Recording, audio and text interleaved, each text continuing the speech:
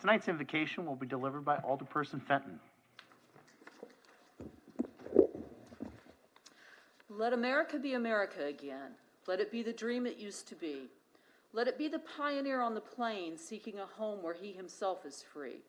This might sound like an American dream deeply rooted in nostalgia for a country where that dream is unattainable for many. It was actually written in 1936 by the Black writer Langston Hughes, and it goes on to describe his disillusionment with the American dream and the United States' failure to fulfill its promise of freedom and equality for all people. The next line reads, "America was never America to me." In a week where we celebrate the life of Martin Luther King Jr.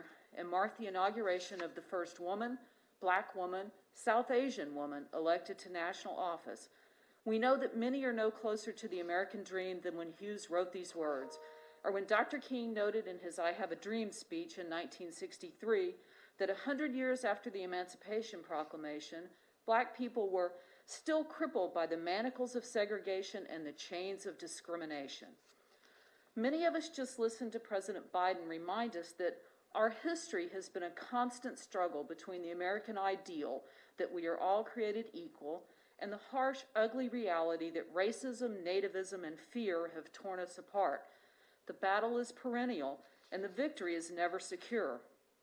We marveled at the words of the 22-year-old poet Amanda Gorman as she read her inaugural poem, The Hill We Climb, which ends, "We will rebuild, reconcile, and recover, and every known nook of our nation and every corner called our country.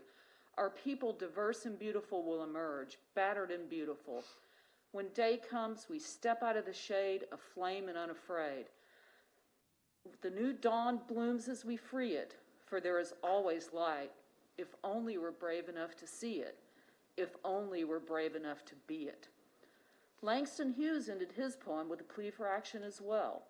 We, the people, must redeem the land, the mines, the plants, the rivers, the mountains, and the endless plain, all the stretch of these great green states, and make America again.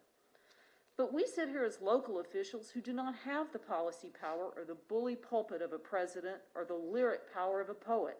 What is our role in the battle?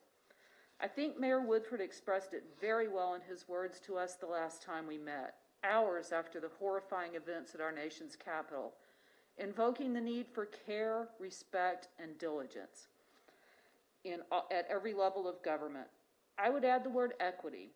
We need to look at every decision we make through a lens of equity. Who will be made better or worse off by what we do?